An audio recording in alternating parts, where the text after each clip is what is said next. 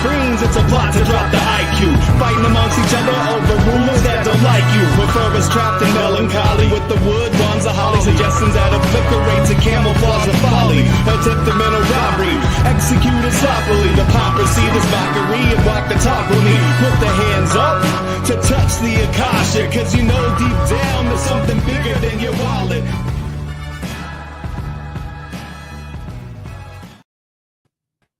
Sweet eternal balance of all that is good, true, and beautiful, friends. Welcome back to Rogue Ways, where today it is my honor to welcome a woman who has created and run her own highly successful businesses in multiple arenas of life and has come to success in the inner world as well. She's followed her master within to find herself as a spiritual guide and teacher for those who are crossing over to the other side and more. Surrounded by angels and able to see beyond the veil, she accomplishes so much. The beautiful soul, the compassionate Julie Ryan. Julie, welcome to Rogue Ways. And how are you doing today? I'm great. Hi, girl. I'm so thrilled to be here with you. Oh, I'm so excited for our conversation today. I know the audience is going to get so much out of it. I love your energy. I love your authenticity. I love your sort of just down to earth and wanting to empower others is a passion of both of ours, I think. So right. I'm just really excited. I do want to say to my audience out there, thank you for being here and being you. You can check out my books, my one-on-one spiritual healing sessions, my orgone accumulators, and more at rogueways.org, and the channeled messages that come through on rogueways.substack.com. And I appreciate all of you for connecting with any of those things. And back to you, Julie, with the pointless question of the episode, which is, what's your favorite animal? Oh, there's so many. I don't know that I have one. Probably. Really? God, I never thought about it. What's my favorite animal? Probably a dog. Probably dog. I was actually thinking dog before you even said that. So that's really interesting. Yeah. Yeah, it's funny because I feel like most people have an answer to that question, but I was like, man, I still probably should have told you ahead of time so you had time to prepare. No, I think spontaneity is always the best when we're talking about woo-woo. It makes it more fun. That's true. Have you had some really powerful dog companions in your life? I have. Oh, yeah, I feel like they absolutely. can just be the best of friend. I mean, I guess that's why we call them man's best friend.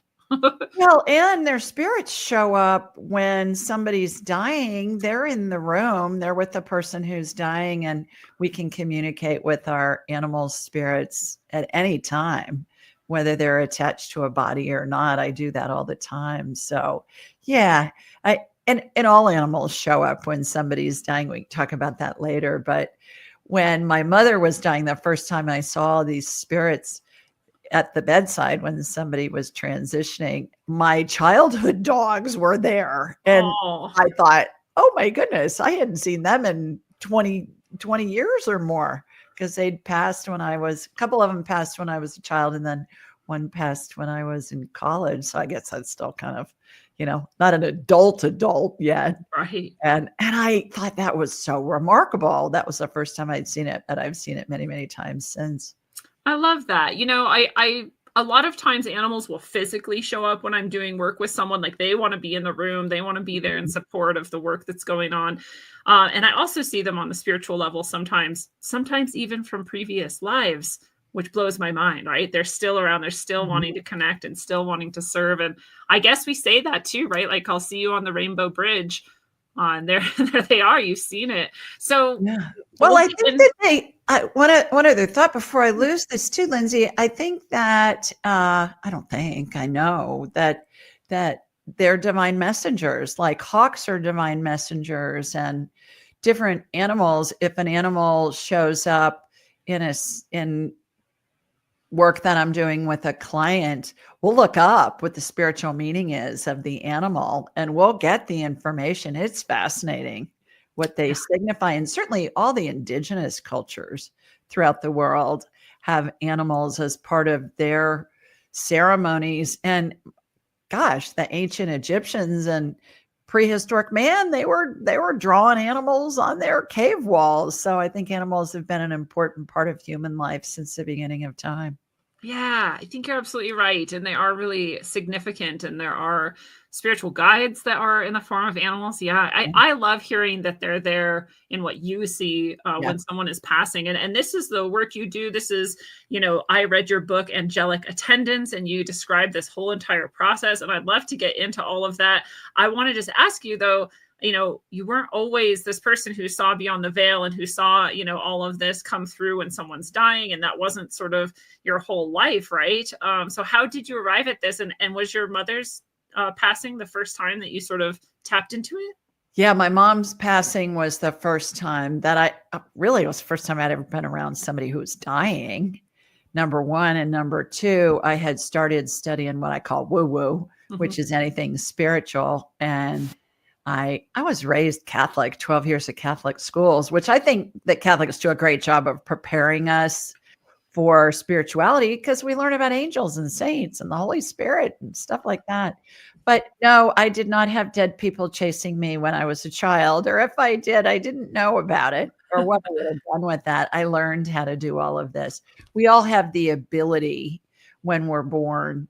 Everybody, every human has the ability. Every animal has the ability. Animals can see spirits. You might be watching TV in your family room at night and your dog's watching somebody walk across the room and you can see their head following somebody and we're thinking, well, who's there?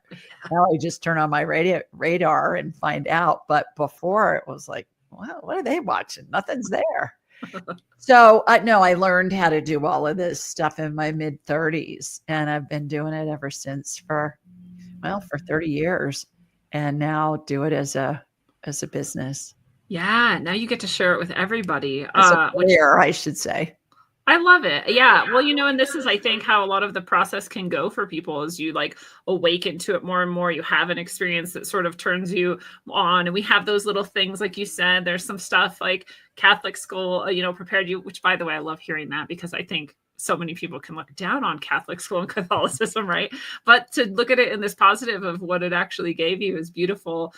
Seeing the spirits, noticing that the dogs are seeing something you don't see. We all have this sort of, I think, progression as well. And then by the time we're sort of really fascinated by, or like you said, studying woo-woo, then we're starting to access our gifts and realize that we all have them. And so I love that you've come to this place too, where you're just helping empower other people to access that and to step into it more. And I think this is the time for it, but we'll get back to that too. So when you had this experience and you saw your mom, transitioning, what was the experience like? What did you see?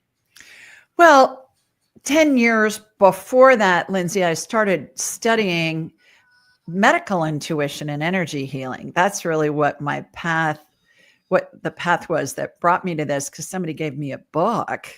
My girlfriend gave me a book called Anatomy of the Spirit, and Carolyn Mace, the author, called herself a medical intuitive. And I thought, well, what the heck is that? I'd never heard that term before. And back then we didn't have the internet yet. So I went to a Barnes and Noble bookstore to find out if there was anything else there that I could read. And I learned about I found a book called Hands of Light by Barbara Brennan, who's a former NASA physicist who parlayed very complex quantum physics theories into understandable languaging for the non-scientific mind. That would be me. And I wanted to know more. So I called her school and I said, "Do you guys have anybody teaching this stuff in my area?" And they said, "Yeah, as a matter of fact, we do." And so I studied with this woman for 6 years, primarily on the medical stuff. But once you get in touch with spirit, you can do it all. I don't understand why they have the mediums and the psychics and the pet psychics and the healers it's all spirit. You connect with spirit, you get it all. So I had never been around anybody who was dying, but I could perceive spirit. I could communicate with spirit at this time. And I was watching angels and the spirits of deceased loved ones and pets that were in my mother's room in these configurations. And I watched this series of events happen. And I thought, good heavens, what is this? Yeah. Because my heart was breaking on one side of the equation because my mother was dying very unexpectedly. Oh, wow. And on the other side of the equation, I was seeing all this glorious stuff happening. And it was interesting as I was going through it because I'd see something in my mind's eye and then I'd think, I have no clue what this means, but I know there's a part that it's playing. And then as she got closer and closer to departing for heaven, then it all started to make sense. Now I've seen it kabillions of times and teach people about it. Yeah. How intense to have that, like you said, that sort of duality of like deep grief and loss, and you're just, a human losing something so sacred, it feels like, and at the same time be seeing this whole new world, right? Of all of these Exactly. layers of beings and things that are so beautiful. And I feel I have this experience more and more myself where, in someone's passing, I'm sort of like, cool, like good job, right? Like, Yeah. right, like Yeah. this is a beautiful thing. And also I have to Mhm. remember, like, it's also really sad and it's also Yeah. hard. And the physical part of us wants to always hold this person and be near them. And so it really Right. is this duality, right? Well, it is. And I think too that there's lots of information out there about the afterlife and about the phases of grieving and about near death experiences, but not a lot of information about what happens when we're actually dying. No. And we're afraid. Most of Mhm. us are afraid of what's happening for our loved one, and it makes us face our own mortality, quite frankly. And Right. we're thinking, "Wow, I'm gonna be there myself one day." Mhm. And what's gonna happen then? So Yeah. that's the information that I've been led to convey. And there is university-based research now that shows that 90% of people at the end of their lives see the spirits of deceased loved ones and pets as they're approaching death. And it normally starts about 6 months out, and Wow. they see them either in visions or dreams. 90%. Yeah. That's a bunch. And I think in the past we've thought, well, grandma's just hallucinating. Mhm. Grandma's not hallucinating. Grandma's actually seeing her deceased mother who's been dead for 50 years. Grandma's closer to reality than we are, actually. She's Exactly. seeing the truth. Yeah. Yeah. Well, yeah, I feel like there's sort of this disservice we do when people are dying and when they're saying like, oh, there's, Grandpa Joe. And we're like, no, no, that's not what's happening. It's like, well, who Yeah. are we to say, right? Like just let It them really have their is. experience. Yeah. Well, it is, and it comforts not only the person who's dying, because all these loved ones are there. I call them the Welcome to Heaven Committee. I love Everybody that. goes to heaven. There was Yeah. a movie out in the 80s called All Dogs Go to Heaven, All People Go to Heaven too. Yeah. And I find that it's so comforting not only for the person who's dying, but also for the family to know that, oh my gosh, how fabulous is it? It's a miracle. All these deceased loved ones are there, and we can describe what they're wearing and what they look like and communicate with them. And it gives the family lots of comfort as well. It's very reassuring, like you said, to know that your family member or your loved one is moving into this place where they're well taken care of, loved, cared for. Also that life goes on, right? That you still have access to these consciousnesses. They haven't disappeared, right? And therefore you don't either. So there's just this sort of continuity and reassurance. And I do think people really need that and need to hear this and understand this. Because there's such a fear of death in our culture, and I think we've gotten really far from. I actually think we used to have a better relationship or understanding with death, and I feel like we've become really disconnected from that. I feel like in the past you would sort of, you'd see great grandma pass, and you'd have like the wake, and you'd see the body, and it was all just sort of present, and now it's sort of sterilized and separate, and we might not even be there for it, and then we definitely don't see the body. You know what I mean? And so I Yeah. think we need this. I think you have this special medicine that you're bringing to people, right? Well, I agree with you, and it was all divinely guided. When I was first approached about writing this information from who is now my spirit guide, main spirit guide. I think he'd been around for a lot longer than I knew.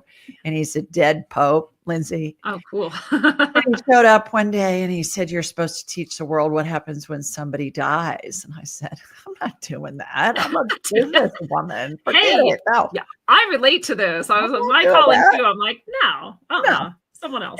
And at first I asked him who he was. I said, "Well, who are you?" I mean, I was nice about it.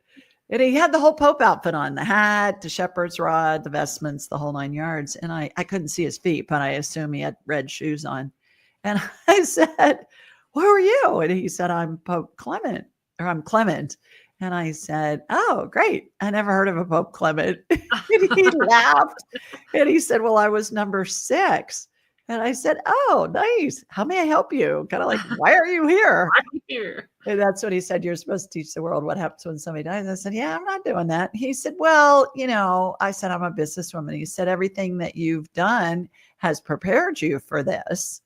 And people are so afraid because it's been bastardized over the years, and everybody goes to heaven and there's nothing to be afraid about. And you need to teach the world, what because you know that and you know what you see. And I said, "Yeah, well, thanks. No, thanks. See ya. Bye. Thanks for stopping by," kind of a thing. Yeah. So, Lindsay, I go to my car to go home. I was with my mentor, and she could see him too and hear him.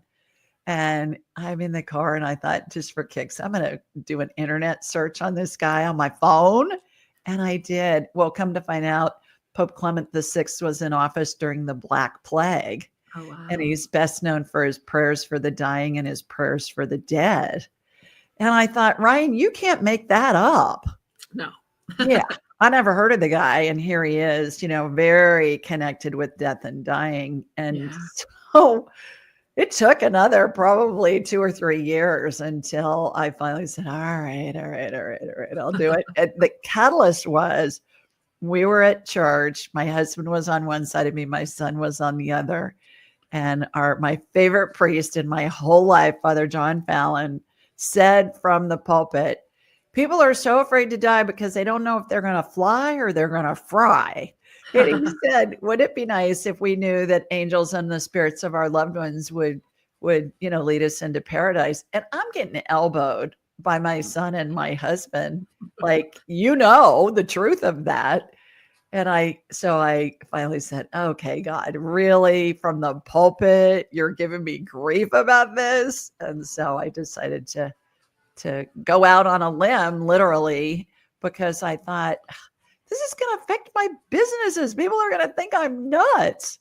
And here we are. There are so many churches and synagogues and hospice facilities. I just talked with a hospice facility person this morning who wants a bunch of my books to give out to not only their employees and volunteers, but also to family members. Yeah. And so it's really gone far and wide in ways that I had no idea would I love happen. it.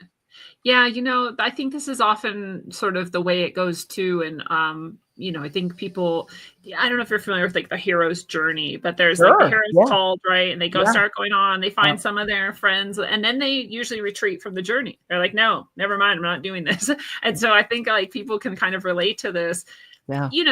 I don't think either you or I or anyone else on this sort of path actually wants to reject any gifts or anything, but there's just sort of a point where you're like, nope, not me. And then there's another point where you're like, okay, yeah, actually, I see that everything has been leading to here. Everything's been pointing this direction all along. All the skills I've got along the way are actually, here to help me along this new path.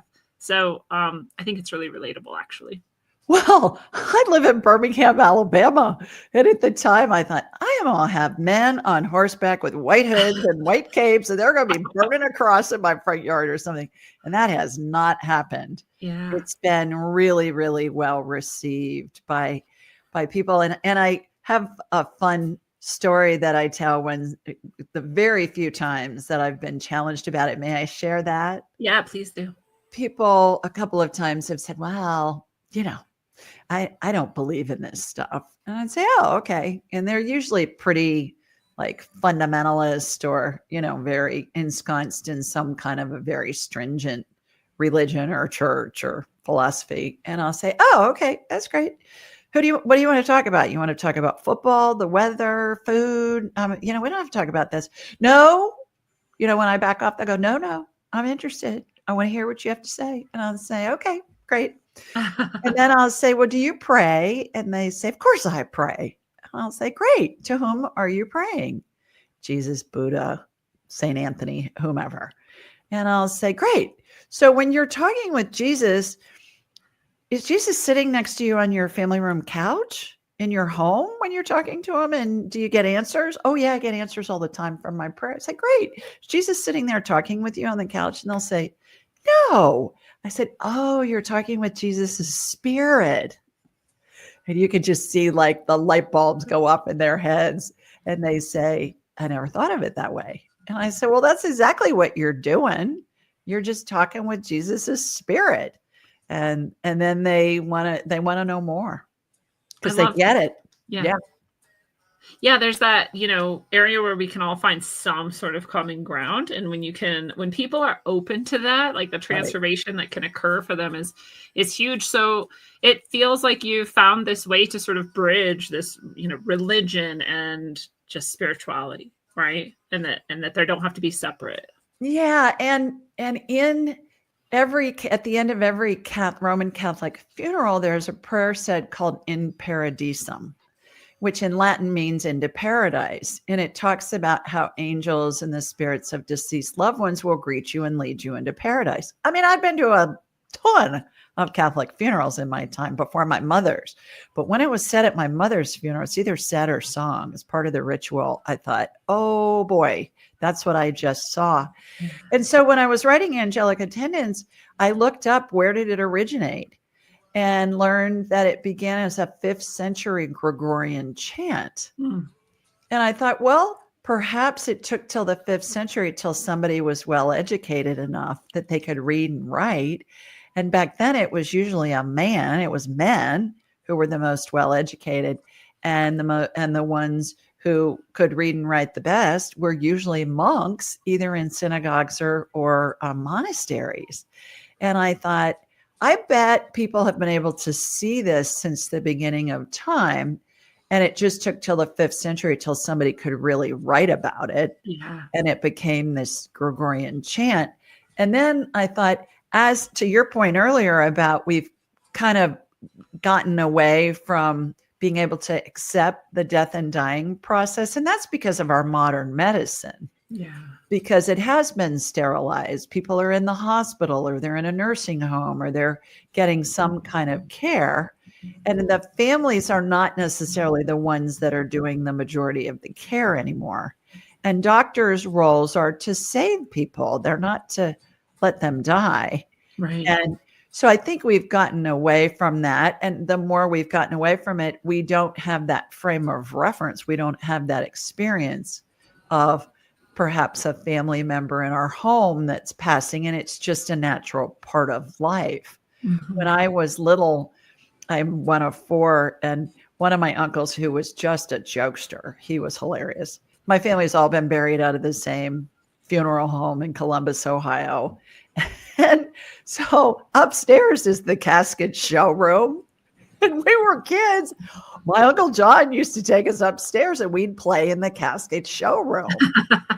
So we didn't know we were supposed to be afraid of it. Yeah. But if I did that with my grandsons, oh my God, they'd be mortified. They're now teenagers, but they'd be mortified with that because they're not used to it. Mm-hmm. Yeah, I think that's a really good point about we're doing everything we can to stave off death and to use medicine and all of this sort of space between us and death. And, not that you also want to just say like, oh yeah, let anyone die at any time, right? But there is a healthier balance we can strike with this of really being more connected with it, understanding it, knowing that there's nothing to fear, and bringing that into the process itself. I also have, I've had a lot of death in my life, but rarely have I been able to sort of be around the dying themselves. Mm-hmm. A lot of it's been sudden and sort of away from me, but I was able to see my grandmother close to passing and spend a lot of time with her, and she just glowed. And this was kind of before I understood my spiritual gifts or anything, but I mean, I couldn't deny the light and just the peace. And I was overwhelmed by it. I was like, oh, I guess this is a really good thing, actually, Yeah. I'm sad, but I'm also like really happy for her. Look at her, right? How could I not want this for her? And it was somewhat confusing, but it was also really reassuring, right? I just felt that. Well, sometimes death is the healing. Yeah. And there's a colleague named Chris Kerr. He's an MD, PhD, and runs a big hospice center in Buffalo. And he calls end-of-life care in our medical world an assembly line of the absurd. He said, these people are obviously dying and they're doing these procedures and surgeries and tests and all this other jazz. He's like, it's just absurd. Yeah. But that's what they're taught in the medical schools. I mean, nobody has any ulterior motives or any Right. malicious intent. They're just doing what they've been taught to do and what they believe is best for the patient. Right. Yeah. And it's sort of like, oh, something's happening, like rush people to the hospital. But I love at least that we've gotten to hospice, right? That's a much Yeah. more, I think, just sort of natural, like the death is going to happen. Let's just help it be as pleasant as possible, right? Or as easy as Right. possible for the Right. person. That's sort of more and more, I hope, popular to have hospice care and to do that instead of sort of, I don't know, the hospital interventionist way, right? Well, and most hospitals now have palliative care staff that will come in and talk to the family and say, here's what we think, here's our assessment. And do you want to bring in hospice? Do you want to just be on palliative care where we just take care of you, but we're not going to do any extraordinary means to keep you alive and all of that. And when hospice really became more popular was when insurance companies started paying for it. Ah, And now, really, because yeah. most insurance will pay for hospice care. Oh, that's And cool. now there are people who are becoming what's known as death doulas. Yeah. Like birth doulas, they're death doulas, and they are the bridge between the family and the hospice caregiver, because I think people believe that hospice is going to be there 24/7 and help them, and they're not. They're going to stop by maybe a couple of times a week, Yeah. maybe spend an hour, but these death doulas are the ones that are really helping the family with the care, because to your point earlier, we don't know how to do that. Yeah. Yeah, we don't. And, we don't want the burden to be on just one or just a few people either. It's nice to space it out. But these huge transitions, are birth and death. So to Right. have these people who are, intimately connected with that, understand the process, able to support the emotional and the mental and the spiritual side of that, not just okay, now we have a body and now we need to bury, or what's going to happen next, but the whole human, right? Supported. Yeah. Such a much more beautiful process. So I bet death doulas come to you for training or support or to understand this process too. Is that right? I've had a couple of them on my show, which cool. you were a guest, which I loved. Oh yeah, so it's so fun. And so we've had a couple on the show. That was a new concept for me. I wasn't familiar with death doulas. I've heard of it more and more, but I'm not technically really familiar with exactly what they do. I saw like a sort of video of a woman who had terminal cancer very young, and she had her death doula help, her and her family just live as freely and openly as they could until that time came, right? And so that was a sort of little initiation into maybe what they do. But yeah, I just think we're going somewhere special when we've got people like you. We've got more and more people coming to you to learn sort of what this is all about. Things like hospice, things like death doulas, makes me feel really hopeful, actually. Well, the other thing that's important is on the spiritual side, everybody goes through what I call the 12 phases of transition. Yeah. And it's the configuration of how the spirits are assembled, and the angels, and what happens to the person who's dying, what happens to their spirit. And it's important to remember too that everybody goes through these phases of transition, whether it's instantly, like in the case of a homicide or suicide, or whether it's prolonged over days, weeks, months, even years, because time doesn't exist in the spirit world. Time's a human creation. And when we remember that, it doesn't matter how somebody passes. Furthermore, we all decide when we go, where we go, who's with us or not when we go, and what the circumstances are that surround our passing. And there are bazillions of stories out there about Grandma Susie waited until her daughter arrived from the airport to say goodbye, and then she was dead within an hour. So-and-so was hanging on until something happened, like, let's say, a deal closed or something along those lines that was going to benefit the family, and then decided to depart. Somebody else, funeral directors have lots of stories about things like that. And every critical care worker has stories like that too. So we really have control over when we go and how we go and all of that. And if you think about it, when somebody is the victim of a gun shooting, let's say somebody's been shot by a robber or something, by a criminal, they don't all die. A lot of them recover. Yeah. The person decides, their spirit decides, okay, this is my ticket to ride. I'm checking out of here. And the other spirit of somebody else is going to say, okay, I'm going to recover. Yeah. I'm going to get my health back. So it's really interesting when we look at that whole scenario of that we're in control. Mm-hmm. It's very empowering. I feel like some people, though, don't really understand that it's a sort of super conscious decision, right? You're not necessarily in control on this human ego level, right? You're not like, okay, June 5th, 2032 or whatever. You're just, it's a higher level of yourself, I think, right? That's actually arranging this. It is. And interestingly enough, too, Lindsay, a dear friend of mine, when she was in medical school in the 70s at Dartmouth, an Ivy League school, the first day of medical school, they taught them about the power of the mind. Wow. Because they were talking about voodoo medicine and how somebody, let's say a witch doctor, has a voodoo doll and has stuck pins in and tells the person, you're cursed, you're going to die tomorrow. And the person dies. Yeah. And they talk about really the power of the mind, which then they use to illustrate the placebo effect. Right. With medication and with healing, that the placebo effect always in clinical studies, I think the statistics I've seen show that 52% of the time in different medicines, clinical studies, that the placebo effect will perform better than the actual chemical, the actual drug. Yes. Just the belief that you're taking something that will do this. Right. Is what is actually doing it. Yeah. Yeah, it's crazy. I mean, this is the type of stuff. You were also talking about the NASA physicist, right, who wrote this book about healing hands or whatnot, or the healing light. And I feel like so many people need these sort of materialist science views of this exact same phenomenon, power of the mind, power of the soul, right?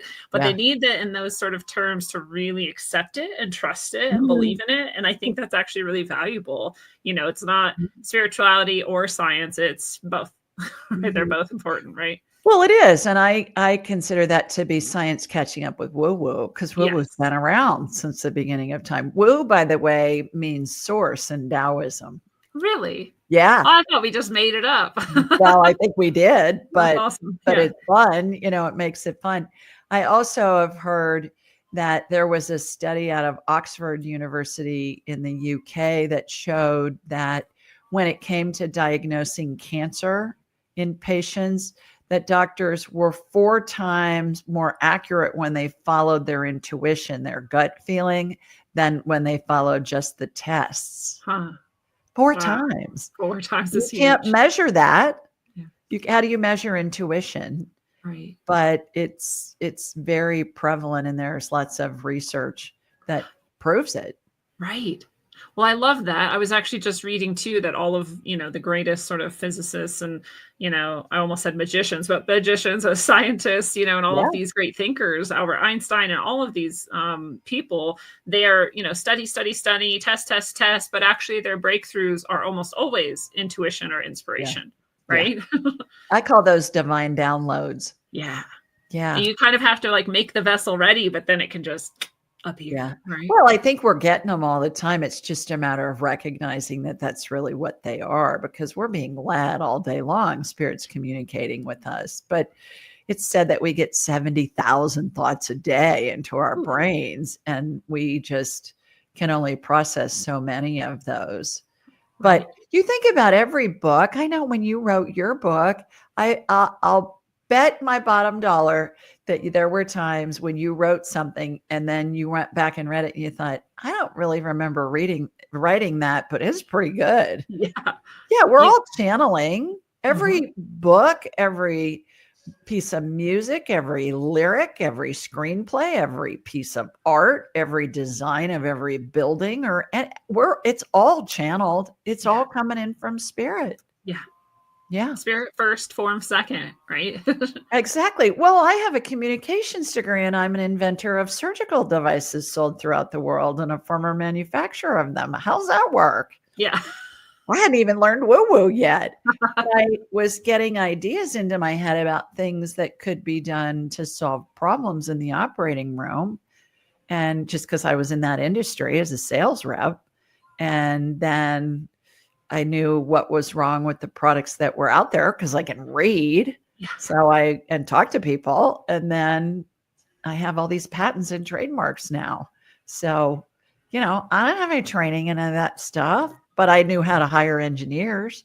Yeah. And I started my first company at 25. That was all channeled, Mhm. but I didn't know it at the time. All inventions are channeled. All this stuff is all channeled. Do you think J.K. Rowling really has that big of an imagination? Right. Exactly. Yeah. Or George Lucas with the Star Wars stuff. There are some people that believe that he was remote viewing another planet or he lived on different planets in past lives or concurrent lifetimes. Right. Or other timelines, or it could be Yeah. all of the above, right? Well, I love, like, as you say, because I've looked back at my own life and seen the same, that, oh, I was channeling way back then, or I was divinely guided all these times. And right before you knew woo-woo, you're saying you had these sort of intuitions and inspirations, but you can see it looking back. And I just think that's so important for people to hear too, because all of us can see that when we look back and go, oh yeah, there's where I was sort of saved, right? So spirit saved my life. Here's where I was guided. There's where I was channeling. And you see, like, oh yeah, of course me. Why not me? I've been doing this all along, actually, right? Well, and most people have experienced thinking of somebody and they either get a call from them, get a text from them, get an email, run into them, and they say, I was just thinking of you yesterday. What a coincidence. Well, there's no coincidence there. That's your intuition. That's your telepathic ability that's connected into that person that you're going to be, it's going to contact you. We've all experienced that. Yes. Yeah. And the more we think about those things, the more we see them. And I think the more it sort of activates our ability to then really accept it in the moment and moving forward, like more and more. But I want to get back to this, what you actually see when someone dies. And you talked about this 12 stages, and it's always 12. There's always 12 of everything. Right? There's like 12 disciples and 12, astrological signs. And so we've got these 12 stages. And yeah, do you want to share a little bit more about that? Sure. Do you know why it's 12? Why? Because 1 + 2 is 3, and 3 is divine perfection. Oh, I love it. The Bible uses numerals, and all spirit communication is in numbers. And then our heads translate it. We decode it when it comes in. And so the ancient people knew this in the Bible, and they have Bible numbers. I have a list of the Bible numbers right here. I keep it under my blotter on my desk. Let me get my glasses on. And it's really interesting. 3 and 7 are my favorite, but the Bible, the Old Testament, is written with a lot of numbers in it. To your point, 12 disciples and 12 whatever. And they did that because the people were illiterate. And there was a consistency that they could maintain by using the numbers in the stories. So 3 is divine perfection. 7 is spiritual perfection. 1 is unity. 2 is division. 3 is solid, real, substantial, divine perfection. 4 is things that are made, material things.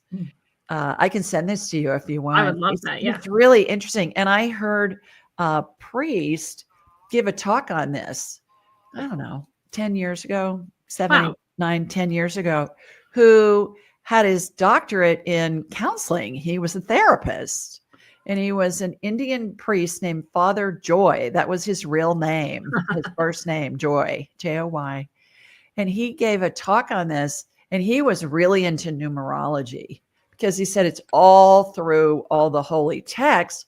And numerology, I have come to realize, is spirit's language. So when I'm conversing with somebody perhaps that didn't speak English when they were alive, and we're communicating with them, and their loved ones are working with me, I'm working with them to communicate with their their grandma's spirit in heaven, let's say, and they say, well, she didn't speak English. She only spoke Russian. Do you speak Russian? And I said, no, but when the communication comes in, it comes in numbers into my head, and my brain decodes it into English. So I don't need to know Russian. Right. Yeah. I've heard this too, right? I think it was Albert Einstein even who said, like, God is a mathematician. Oh, I haven't heard that, but yeah, that makes sense. Well, and those numbers can come in visuals. They can come in signs and symbols and feelings, and depends on how we process information. How do we learn? Are we a visual learner, an auditory, or a kinesthetic learner? It's really fascinating. It is fascinating. And I think it's so important, again, for people to hear what you're saying, because everybody's channel is slightly different, right? Like, how will it come to you? It's going to be slightly different than it will for someone else. So, do you feel it? Do you see it? Do you hear it? Do you, all of the above, right? Right. How is it, right? Well, like when that blue dress went around the internet a few years ago. Do you remember that? Some people saw it as blue. Some people saw it as purple. Some people saw it as white. It was fascinating. The differences in everybody's perspective is unique, because all of us are unique as well. So to answer your question, I went down a rabbit hole there. I loved it. I love the numerology rabbit hole. Your question. When we're dying, we go through what I have coined these 12 phases of transition, and the spirit exits the body through the top of the head. I was taught in Catholic schools that the spirit is someplace in the chest area, the spirit or the soul. You can use them interchangeably. And that's not what I perceive, Lindsay. What I perceive is the spirit's the main part of us, and the body is inside the spirit. And so when the body and the spirit are starting to disconnect because somebody is transitioning into pure spiritual, pure energy without the density of the body, it exits through the top of the head, and it hangs on when somebody's dying. And it looks like a speech bubble in a cartoon where the words or the thought of the characters are located. And then that hangs like that through all of the phases. And then the first spirit to show up, and this surprised me, and I'll say more about that in a minute. The first spirit's always the closest maternal spirit to the person who's dying.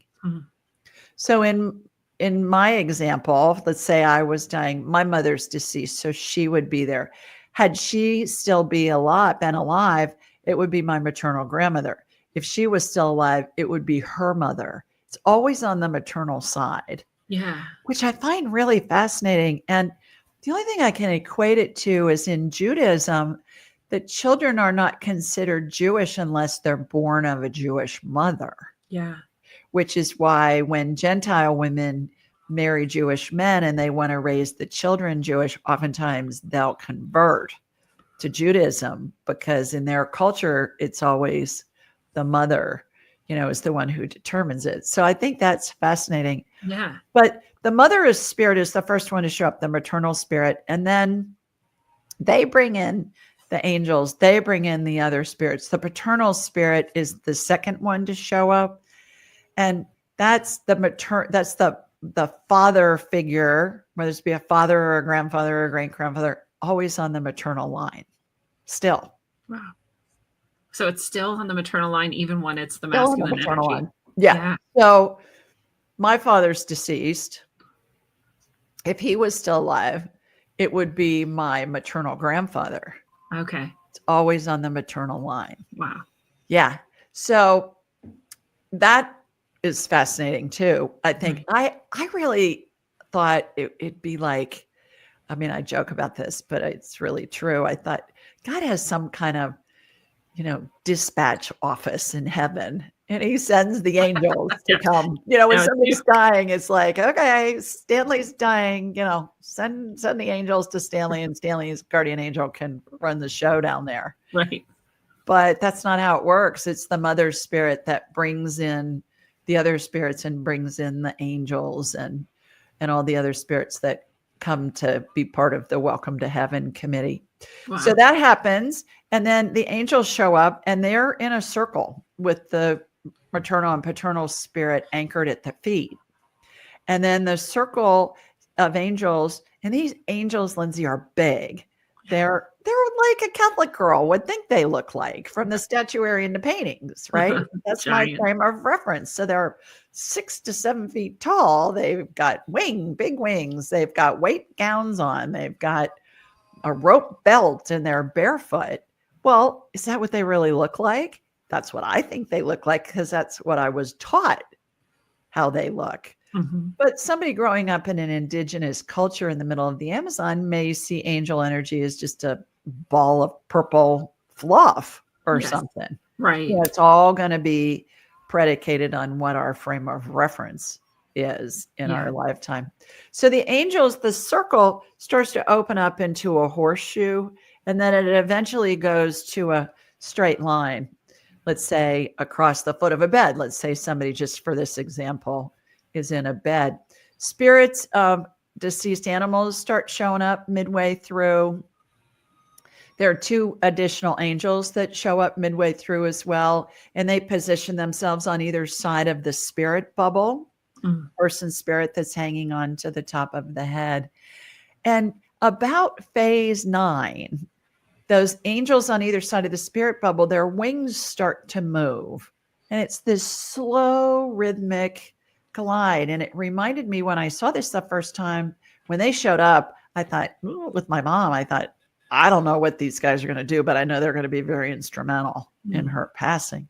So their wings start to move, and it's a slow, rhythmic movement. And it reminded me of a giant owl. Have you ever seen a documentary on an owl? You know, they're silent, and you can almost feel the drag when they're moving those giant wings. And what I noticed was it created a vortex above my mother's head, and I could see it, I could hear it, and I could feel it. And it was this upward pull. It reminded me of driving through a car wash, and at the end when they turn the dryer on and it sucks all the water off your car. Yeah. So these angels' wings movement created a vortex that helped my mother's spirit and helps everybody's spirit separate from the body. And so when I was writing Angelic Attendants, I thought, I'm just going to check this out, see if there's anything, if anybody else has seen this. But what I learned was when I put in wings owl vortex, what I learned was there's this thing called the wingtip vortex. That's an aeronautical engineering phenomenon that there are many, many, many thousands of articles and drawings and pictures and stuff like that. And everything that flies, whether it's a plane or a jet or a bug or a butterfly or whatever, it gets a wingtip vortex. They're these vortices that form from the movement of the wings, and they form and they cause lift. And I thought, oh my goodness, these angels' wings in the spirit world are causing a phenomenon that I can see, I can feel, and I can hear. And they're causing lift. They're helping my mother's spirit evacuate from her body. And everybody goes through that. And then they are escorted to heaven by those angels. And That's when all in phase 9. It's all 9 to 12. all in the dying situation. Yeah. And then the interesting thing is it's always up and to the right. They're always escorted up and to the right as I'm watching this scene. And They're right. You're right. My right. Okay. And it's rare that I'm with somebody when I'm doing this. You know, it's usually remote that I'm watching this happen and describing it to the family members. And so I was giving a talk at a conference called Helping Parents Heal, which is for parents who've lost a child. And there was a physicist in my audience when I was giving my talk one time. And I said, I don't know why, but I always see him move up and to the right. And he came up and he said, I can tell you why you see it up and to the right. And I said, okay. And he said, think about unscrewing a jar. When you're trying to lift the lid off, you screw it counterclockwise and it goes up and to the right. Yeah. When you're screwing it down, it's clockwise and it goes down. He said, that makes total sense to me. And I said, yep, makes total sense to me too. Thanks. I love it. Isn't that Yeah. great?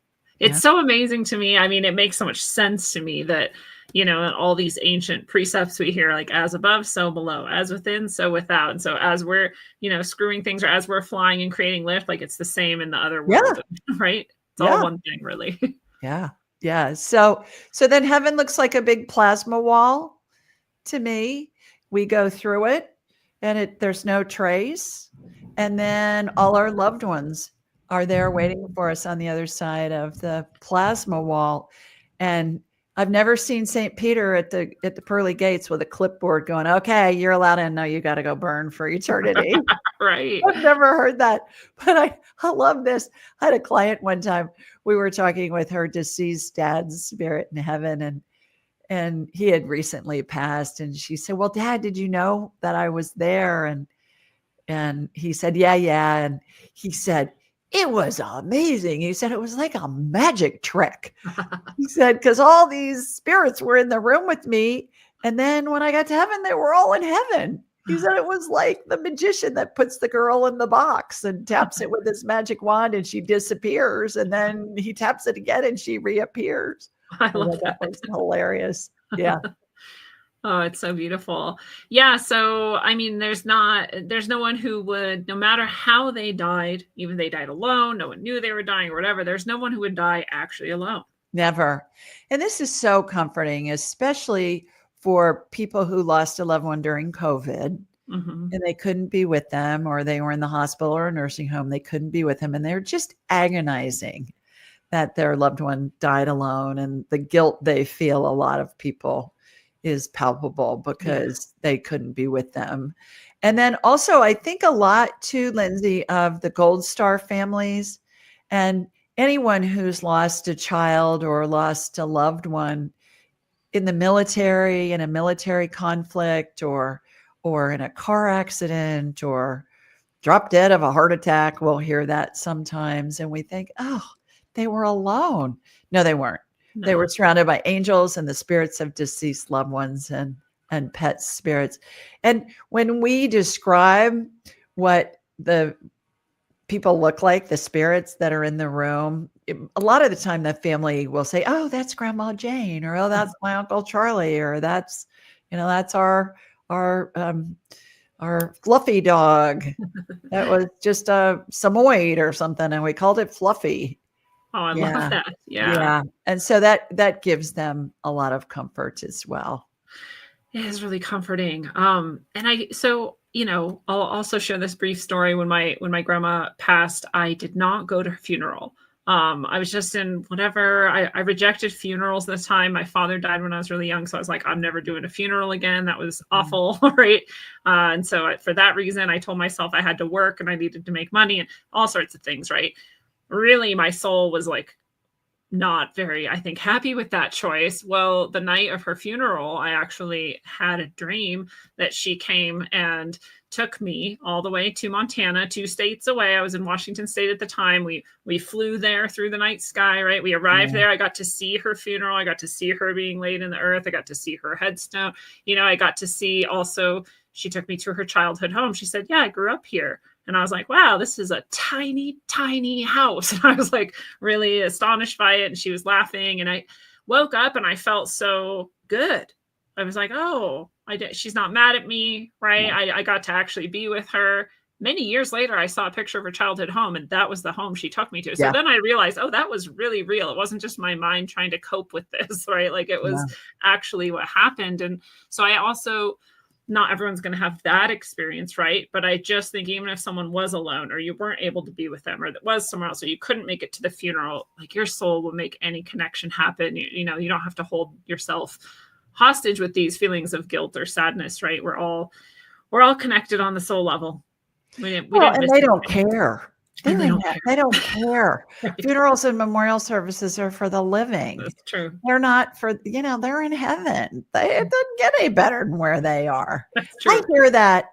I've lost count of how many times I've heard that from spirit because their loved ones are saying, well, did my dad like the funeral we threw for him? Or does my grandmother like the bench in the park that we did as a memorial to her? She likes it if you like it. Right. If it makes you feel good, she's thrilled. They don't care.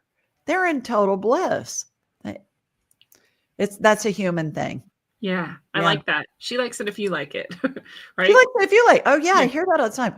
I heard a funny one last summer. I was visiting friends in Ireland, and their little 5-year-old granddaughter named Willow, who's just darling. She wanted to know her guardian angel's name, so we got it for her. And then she said, "Well, does she have a middle name?" I said, "I don't know." And so we asked her angel, and her angel said, "If she wants me to have a middle name, I can have a name." And then she gave us a name, and so that was fun. And I think it's important to remember too that they're going to give us names just so we can have a human frame of reference. They don't care about that stuff. Right. It doesn't matter to them. I get this all the time too when someone's spiritual guide comes through and there's some name or something attached to them and they're like, "Oh, I don't know, like I feel weird saying that," or something. I'm like, you can call him Bob if you want. I mean, like they don't care at all, right? It's just Exactly. the love you hold in your heart or just the thought of being connected is all it really takes. It doesn't matter what the word is, right? Yeah. Yeah. Yeah. Well, guardian angels, when I first started doing this work, they'd give me these names that were 15 letters long and no vowels. And Right. I'd say, "Well, what is this, a dead language? What is this, like, secret code and spirit language or something?" And so I finally just said, "Oh, I can't pronounce that. Can you just give me an easy English name to use?" And then they started coming in with Bob and Yeah. know, Right. Sam and Anne and stuff like that. Oh, I've got the same thing. I'm like, "You want me to try to say that?" And they're like, "No, no, no. You say whatever you need to say. Yeah, they don't care. Can't pronounce this." Right. Um, so I wanted to ask you, I know how I feel about this, and I'm sure I know what your answer is too, but there's a lot of people out there who feel like it's a trap. You get coaxed into believing your, angelic people, your relatives, or they're like, "Oh yeah, well, come to heaven," but actually if you go with them, it's a trap and you're going to be forced into rebirth again, and now you're stuck in the cycle and there's no escape. And so their goal is to not go with the people who come to get them when they die. And I try to, okay, so anyway, so what would you say to someone I who have feels that way? never heard that before. Really? It's all over Never. the place. Never. Oh, I know. Wow. I feel Interesting. it makes me feel Huh. very sad, but I would love to hear your take on this. Well, I think it's all our spirit's decision. Mhm. And they don't care. It's our spirit's experience. And the thing that really is a mind twister to me is when we're going through something that we would perceive is horrific here on earth. And I've heard a bazillion times from spirit, they're in heaven going, "You go, girl. You go, Lindsay. Let's see. God, isn't this fun to watch? I wonder what she's going to create out of this. How's she going to get out of this pickle that she's gotten herself into?" And you're down here going, "Oh, this is awful. This is the worst day of my life." Right. And in heaven, they're going, "Oh, you keep going, girl. You got this. They think it's great." Maybe. And so it's all perspective, and they could care less what we do. It's our experience. It's what our spirit wants to explore and experience in this lifetime. So, yeah. When somebody, that's fear, and fear is something that really holds all of us back. We all have it, and most of it's irrational. Mhm. And so what happens if you die and you reincarnate? So what? So you get to decide what your next life's going to be. Exactly. Yeah. I talk to people all the time who are like, "Okay, I'm done. How do I not come back?" And I'm like, "Well, you're probably going to come back, but you're going to want to."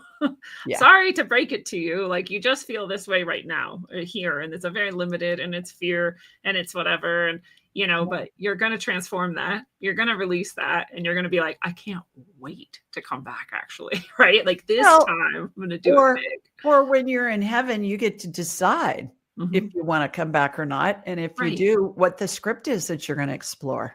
Right. So, we hear this even with near death, as you know, people go and then they're saying, "Oh, do you want to go back? You don't have to, right? You could stay here, but also if you want to, here you Good go." point. They Yeah. get a choice. And then we Right. don't hear from the ones that chose not to come back, right? Yeah. Not Yeah, in that that's a way. really good point. So I think we know that we chose this and that we might choose it again, but either way, it'll be our choice. There's no trap here. Which really helps, I think, take the sting out of a lot of things when we are in situations that are less than optimal and Yeah. we think, why is this happening to me? And we think, well, because we chose it. We wanted to go through this to experience and explore it. And we think, no, we didn't. Well, I would never choose this. Well, yeah, you did.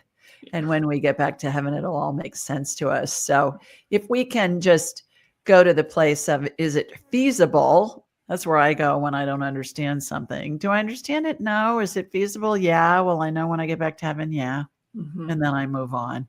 And it seems to satisfy my endlessly curious brain. Right. Like, why? Like, oh, you might even actually find out same day or a month later or a year later, right? Before you ever get to heaven. The other day, I just got a ring that was my father's. Again, he died when I was very young. So I loved it. I was so happy to receive this ring. It means so much to me to have something of his. I have some stuff, right? But this is just another thing that I get to have that's connected to him. So happy to have it. I was so happy it fit my pinky finger. So I was like, oh, I can wear it. He actually received it when he was just a really small baby or a child. So a really tiny ring. So I was like, oh, I can even wear it. And I'm wearing it for the first time ever. And I get home after doing a bunch of errands all over town and it's not on my hand. Oh, and I just was devastated. I was like crying. I was like it's like, I hate myself. I was texting people for losing this precious thing I just got, right?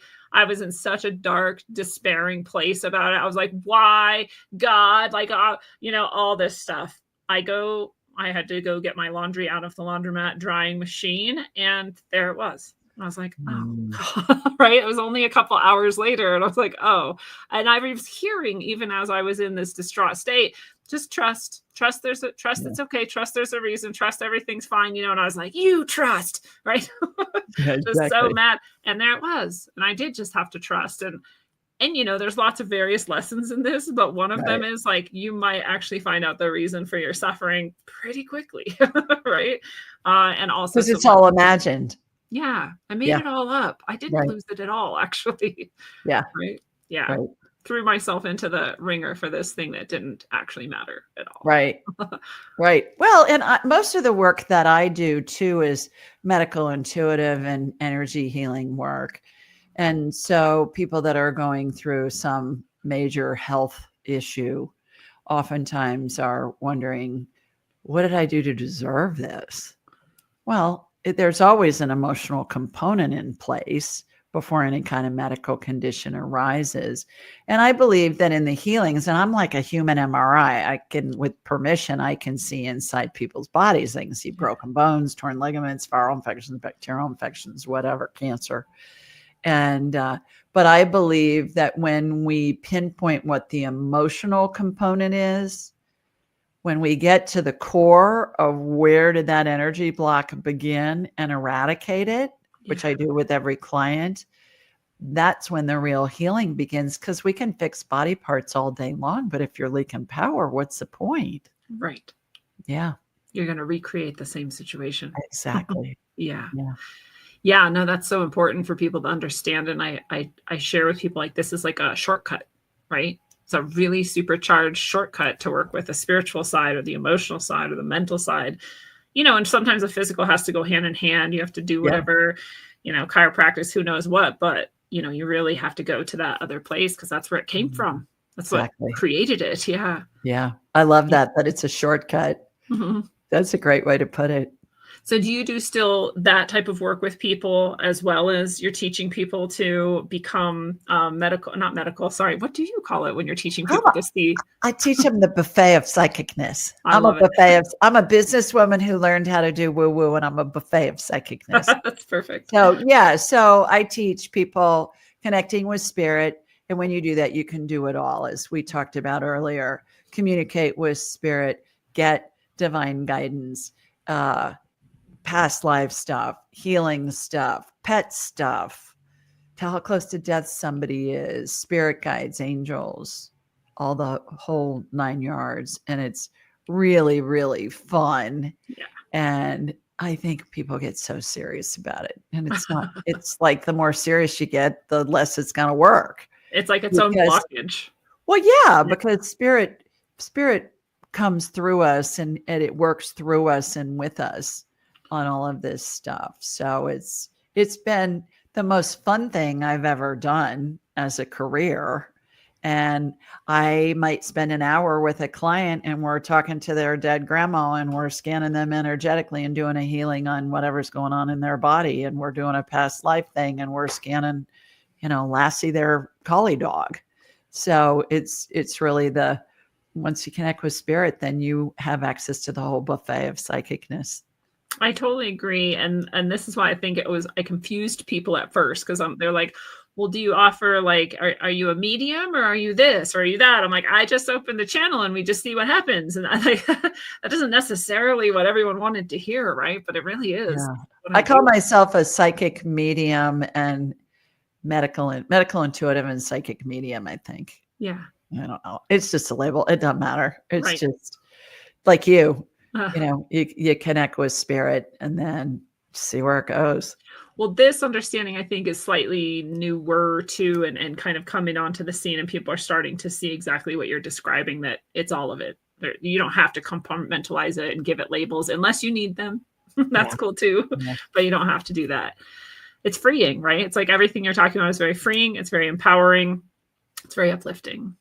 Well, and I think it comes too from like our medical industry. You got the gynecologists and the cardiologists and the neurologists and the whatever elseologists, and you got the psychics and the mediums and the pet psychics and the healers it's all the same thing. Yeah. All those different specialties in medicine, it's all one body. Right. It's all one person's body. And yes, you've become a specialist, but you got to remember, it's like a spider web where you pull on one little string. We're all like this beautiful spider web. I have a friend who's a physician that describes it this way. And she said, you pull on one little string and the whole spider web vibrates. That's how the body works. It's all one thing, mind, body, spirit. It's all the same thing. It's all energy. Right.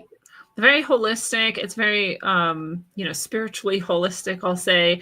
And I do feel like the world's sort of ready for it. Right. Like, I feel like, we were talking about divine timing and you came to your gifts at the perfect time and all the things had aligned to sort of make it that way. And I feel like we're sort of collectively coming into this divine timing moment. And do you feel that? Do you feel like this time is unique and special, or how do you feel about that? I do. I think that the spirituality in the zeitgeist, in the conversation, if people don't buy it, at least they know that it's a thing. And when, as I mentioned earlier, I love it that science is catching up with woo-woo. It gives the credibility to those linear thinkers who want to see proof. Well, university-based research is pretty good proof. And it's changing. I find that newer generations are less observant of the religious traditions or even the cultural traditions, and they're coming in. It's like they're more advanced. Mm-hmm. Every generation, I believe, comes in more advanced because they build on what the previous generations have laid the framework for with their lifetimes. For example, every toddler knows how to use an iPhone. Yeah. Before they can talk and walk, a lot of them. They're not talking in sentences yet. And some of them aren't even walking yet. But boy, they can use an iPad or they can use an iPhone. And I think they do that way better than I do. How's that work? Right. and little children just know this stuff. We all come in with the ability, and then we start to tamp it down when adults and our friends are saying, well, that's not really true. There's nobody standing over there. Who are you talking to? You're just weird. Or a parent or grandparent who can't see a spirit or can't see energy that this child is seeing will say, honey, I think that's just your imagination. That's not really real. So I have a whole series of children's books called the Angel Messages series. Oh, how cool. And it's because I've had so many mothers and grandmothers, Lindsay, over the years that have said, how does little Johnny know about my great grandfather who died when I was 5? I mean, he never knew him, but he says Grandpa Charlie comes and plays trains with him at night in his room. And he knows information that is true, but this little boy can't even read yet. And how do little children know information about past lives and they come up with details that can be corroborated with historic documentation online. And again, this child can't read yet. And then my favorite is at a wake of a funeral. Somebody's passed, and they're at the funeral home, and they're telling little Susie, who's 4, well, honey, Nanny's in heaven now, and her grandmother, Nanny's in heaven now, and little Susie's saying, no, she's not. She's asleep in that box up there in the front of the room. And so I've had so many of them over the years say to me, how do we explain this stuff? And so I wrote these 4 children's books. I've got one here. I just want to show you how cute. Look at these illustrations. Oh, I love it. It's a picture book. This is Angel Messages for Dogs. Oh, I love that. They're just darling. Right. And so the adults get as much out of them as the kids. It's got like maybe 15 sentences in it. It's about the illustrations more than the words. Right. Yeah. Right. And that's that feeling and broaching that concept. It's really helpful too, because I think a lot of people really do. Their child came in, like you said, a little bit more advanced, and they're like, how do we even help? How do they know this stuff? Yeah. What am I supposed to do? Yeah. Exactly. I love that. They're reciting the periodic table at 5, so they can't read yet. Seriously, I hear this all the time, right? They're like talking about all of these like ancient wars or just different things like math and science. I just saw a video the other day of a kid who's like 7, and he's talking quantum physics, and he's like, don't worry, you guys will figure it out soon, but this is how it is. And like, where did he come from? Right? Oh my gosh, send that to me. I'd love to see it. Oh yeah, I'll try to find that. There's this guy that does something called recess therapy. I don't know if you've ever seen him. It was on his show, but he goes and talks to little kids just about anything, and they'll come up with the most amazing things sometimes. And I mean, this is why I love children, but I love that you have those books for them too. Yeah. I know that you also have a book for us. We've talked about it a few times through the episode. It's called Angelic Attendants, right? Yep. I have it right here. Oh, and I feel like a game show hostess when I put it up. Here's the book. Angelic Attendants, what really happens as we transition from this life into the next. Anybody that wants a free copy who's listening, just go to julieryangift.com, julieryangift.com.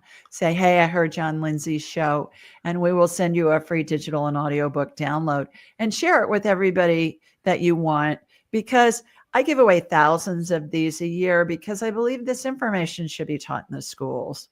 Yeah. And that's one little thing that I can do.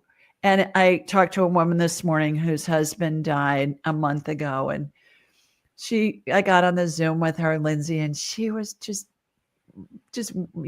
so distraught, just so upset and everything. And she said, I've read your book several times. She said, I got the audiobook as well. And she said, I listened to it as my husband was dying. He was in a hospice facility for a couple of weeks. And she said he was seeing spirits of his loved ones that were there with him in the room. And she said, it gave me so much comfort because I knew what was going on. And there's a free chart of the illustrations in the book, are drawings of the different phases. And you can get a free chart to download just at askjulieryan.com and go to the 12 phases tab. And if you have somebody that's in the phases of dying or in late stages of life, I always suggest download it and save it on your phone.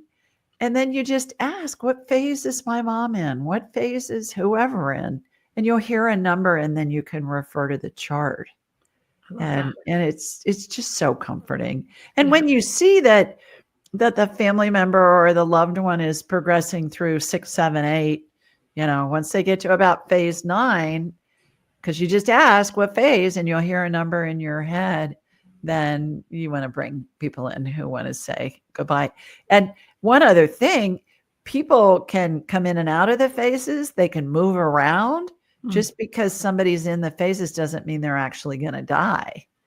There are several cases that I've witnessed where I thought this person was going to be dead in an hour, and 15 years later, they're still up walking around, and they've completely come out of the phases. So, oh wow, that's so interesting. So you can go into, you can be maybe all the way phase 8 or something, and then come back, and never mind, stay sticking around.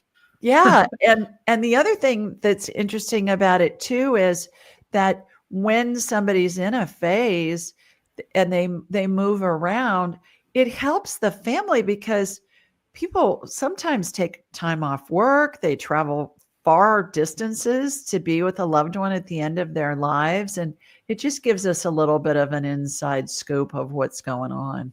Yeah, that is so and it's helpful. comforting. Yeah, both comforting, it's helpful. It's also empowering. Again, like you said, you're going to use your own spiritual channel when you ask yourself what face Yeah. it, right? Exactly. Yeah. And it's that first thing that comes in your head. You ask a question, it's just like, boom, you'll hear a number. And if you think about it for more than a second or so, that's going to be your brain talking to you. Ask the question again. That's good advice on all levels, right? Like all of your psychic impulses are like Right. this. Yeah. Exactly. We're really good at second guessing ourselves, and I am at least, right? Moving into the thought instead of the reception. And so it's really good advice. We like to overanalyze the daylights out of everything. I say, stay out of the weeds. What's that first thing comes in your head? That's the key. And then just go with it, even if it doesn't make sense. Yeah. Because even if especially if we're conversing with somebody and we get a message from their loved one and we're thinking, well, that's bizarre. I'm not saying that. Don't edit anything you get, because 9 times out of 10, it's going to mean something to that person. And if it doesn't mean something to that person, it's usually because whatever the event is to which they're referring, it hasn't transpired yet, hadn't happened yet.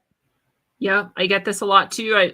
I don't want to say something. I feel like that's ridiculous. I don't want to share it with the person I'm channeling for. I just have to do it anyway.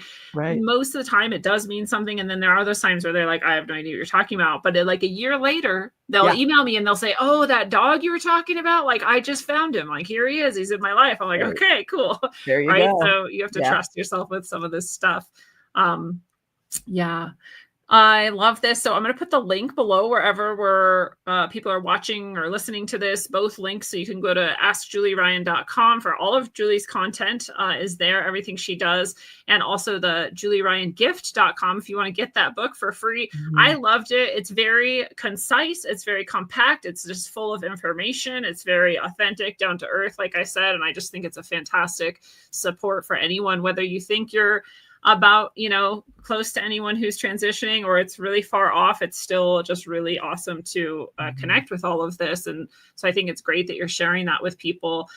You also have your show that we talked about. I've been on your show and it was such a fun experience. Do you want to tell people more about how to find your show? Sure. We're everywhere. It's called Ask Julie Ryan. Everything's Ask Julie Ryan on all the socials. Ask Julie Ryan, YouTube, Ask Julie Ryan. We've got 5 channels in 5 languages. So they're all Ask Julie Ryan. English, Spanish, Portuguese, German, and French. And so we're dubbing the shows into those languages. And then we're on all the podcast networks as well. And you can ask Alexa, hey, Alexa, play Ask Julie Ryan. And Alexa will play. But awesome. We have, I think we did show 635 last week. We have hundreds of episodes in the library. 3, we release 4 shows a week. 3 are interviews. 1 is a call-in show every Thursday night at 8 Eastern. People call in from all over the world and partake in the buffet of psychicness. So we can talk to your dead grandma. We can scan your cat. We can scan you, medically. We can tell how close to death somebody is. We can talk to spirit guides, do past lives. It's so much fun because I never know who's going to call. I never know what their question is going to be, and I never know what spirit's answer is going to be. So it's really high vibe, really fun, really fast, and it's just a blast. So people come in on the YouTube live stream and they'll put questions in the chat, and then others come in via Zoom, and all that information's on my website. You can even get the free digital and audiobook download off of AskJulieRyan.com. Oh, cool. I love that. I didn't know you were doing that live. People. Oh, that's it's so a blast. Cool. It's so fun. Yep. Yeah. That's one of my favorite things that I've been able to do, both having guests on my show do that live and then also being able to do that live myself sometimes. It's such a beautiful gift to people to be able to just access this, right? And so I love that you're doing that. And it's fast, it's fun, and it's free. Yeah. So you can do that. And then people schedule appointments with me. I have 5 graduates that work from my class that work with me, and they do client calls, and you can usually get in within a week or so. Several of them work on weekends because people work, and they, the best time for them to talk is during the weekend. And we've got like this whole sliding scale from free to a lot. So there's something for everybody and lots of free content on the website. So helpful. Yeah, people need all levels of access. Yeah, exactly. Very cool. I love that you have all of that available for everyone. Is there anything else we haven't talked about that you want to offer people or send people to, or we've got it? Well, my trainings, everybody can do this. I've taught more than 1,000 people how to do woo-woo, and they do the whole buffet of psychicness. I just finished a training this past weekend, and it was online, and we had people, I believe, from 4 countries in there. Cool. And so I've got intro trainings. I've got just medical intuition and energy healing trainings. We've got the whole buffet of psychicness trainings. So that's really fun. There are practice groups that go with the trainings that are really important, because it's like you go to a seminar or a class, and then what? Really the skills are developed in the practice sessions. So all of my trainings come with practice sessions, the ones that I control. Yeah. And I did do a medical intuition training on the Shift network, and that does not have practice groups, but my trainings that are my personal trainings all have practice groups. I think that's really important. I do too. Yeah. When I was doing dream walking, you're right, there's the instruction, but really it's the practice. Like it's when we come together and actually do this together, where you're getting all of the, it's just, you have to practice, put it, and it's really great to do it with a group, right? Not just a great teacher like yourself, but also a group of people really, I don't know what that is. You get validation. You get validation, and then you learn to trust it. Once you trust it, then it's just second nature. It's like developing those neural pathways in the brain. It's like driving a car. You can go to a class, you can read a book, you can ride in a car with somebody else driving, but until you're behind the wheel several times, you don't have any confidence in it. This is the same thing. Yeah. I think there's something too. The group just bulks each other up, right? There's like the field expands when we're together. Yes. High vibe. I agree. I agree. So that's really important. So yeah, you have so much to offer people. It's all at AskJulieRyan.com. You can get that free book as well. I highly suggest people check into all of these things. Julie, you're such an awesome person to have at the helm here, leading so many people to their spiritual buffet, their psychic buffet of gifts. And what are your final thoughts or messages you want to leave people with today? Well, that we're all loved. We're all pure love. That's the key. Everybody goes to heaven. And we're getting spiritual guidance all the time. We just have to listen. Beautiful. Well said. And fellow travelers of the path, it is a beautiful thing. This has been your analog electric concentric dose of wisdom, according to the angelic attendant, Julie Ryan. Julie, thank you so much for being here and being you. Oh, thank you for having me. What a delight always to be with you, my girl. Oh, awesome. Thank you so much. I hope we do it again soon. And no one is alone in death. You've been preceded by untold trillions of souls who have passed beyond the veil before you. You will be met by your favorite souls when you transition, and you will remember that you have done this countless times before, and there will never be a single thing to fear until you hold that light of truth in your heart. Travel well, aim for balance, and always look inside first.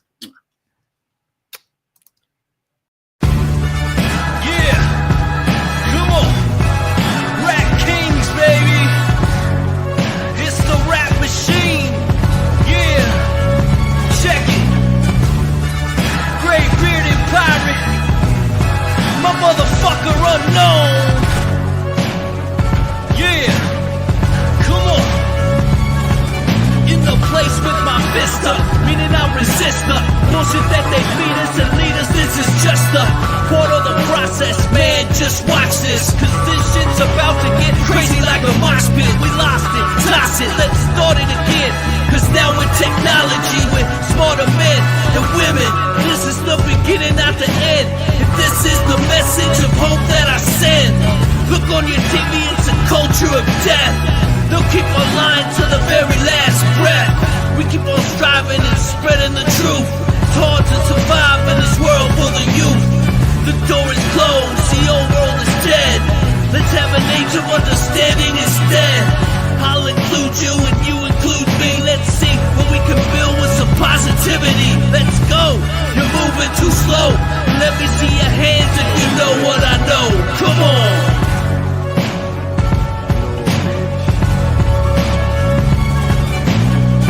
rap like mummy, ain't no dummy in my rhyming. Started flowing freestyling, now they rhyming loud silence. On with the violence, bodies piling with the gray-bearded pirate. On your TV in 4K 3D virtual reality. Casualty of urban warfare. I know but I'm not scared, just prepared and aware. Shining my light through the tunnel of hope. Into the rope, but I'ma give it one more pull till the family is full. Take the bull by the horns and lead it to the slaughter. That would be harder and you would be softer. Sometimes I'm a monster and you forever imposter with your champagne and lobster.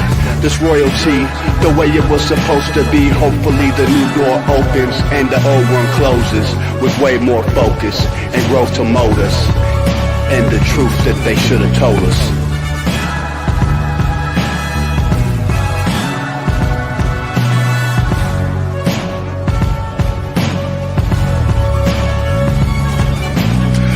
To them screens, it's a plot to drop the IQ. Fighting amongst each other over rulers that don't like you. Prefer us trapped in melancholy with the wood wands of holly. Suggestions that obliterate to camouflage the folly. Attempted mental robbery, executed sloppily. The paupers see this mockery and walk the talk with me. Put the hands up to touch the Akasha, cause you know deep down there's something bigger than your wallet.